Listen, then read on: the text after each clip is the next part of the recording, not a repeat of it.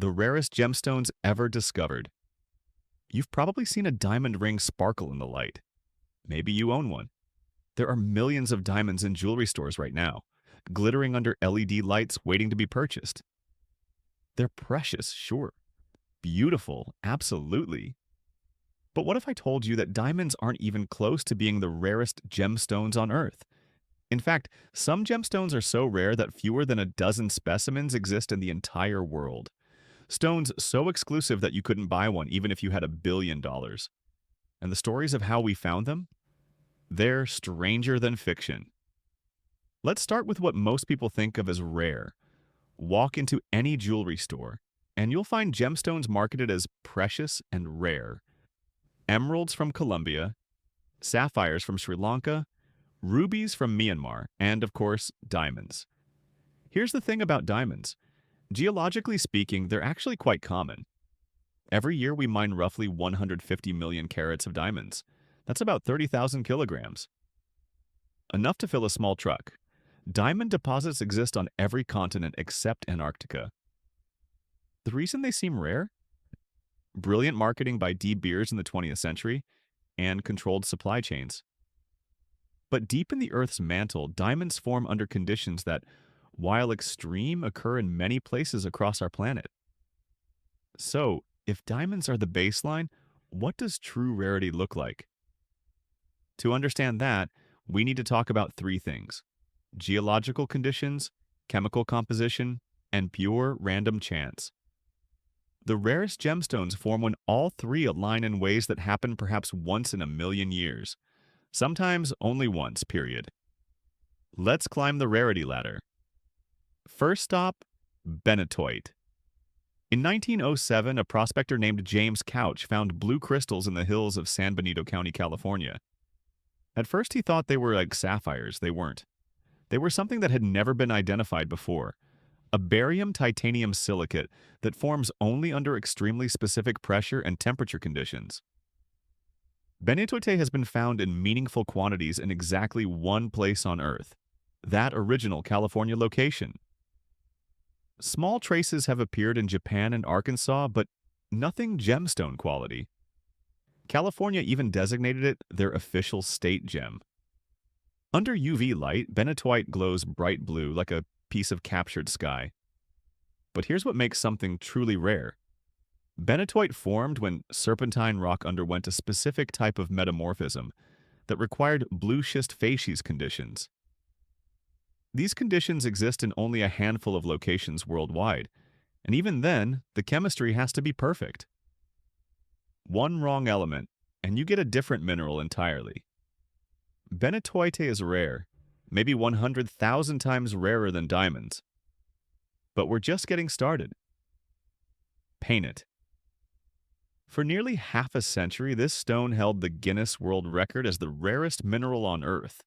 The first crystals were discovered in Myanmar in the 1950s by British mineralogist Arthur Payne. For decades, only 3 specimens existed in the entire world.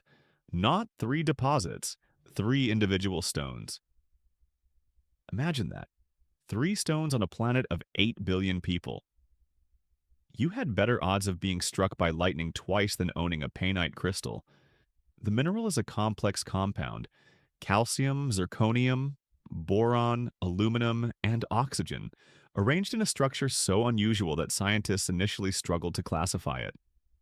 It forms only in high-temperature metamorphic rocks under conditions we still don't fully understand. Then in 2005, miners in Myanmar discovered a new deposit. Suddenly, a few thousand specimens entered circulation.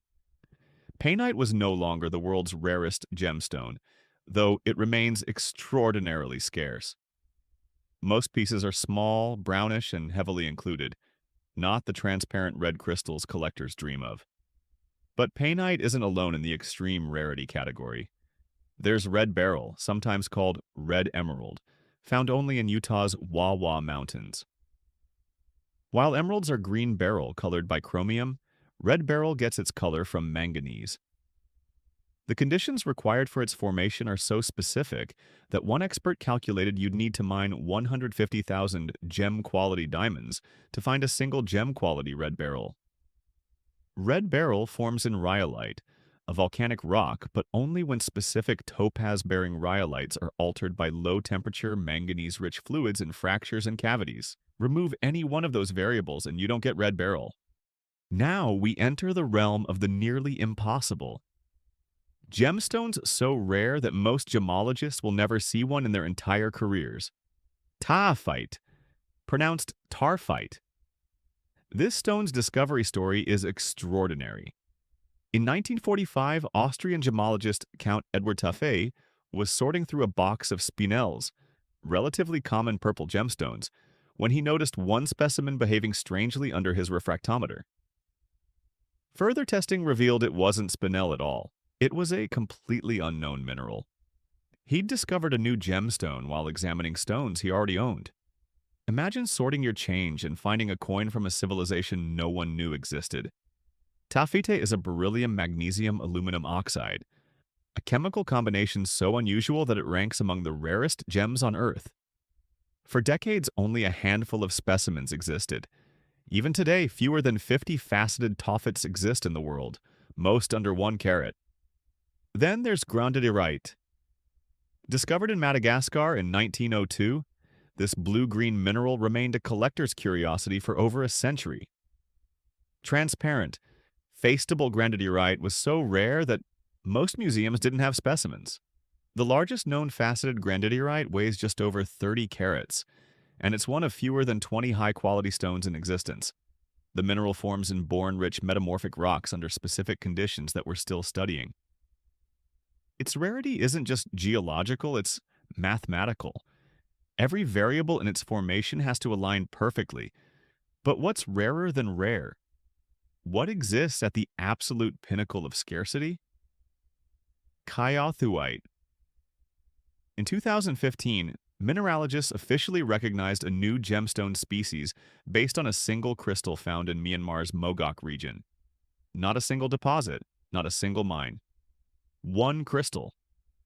To this day, that 1.61 carat specimen remains the only known example of Taaffeite in existence.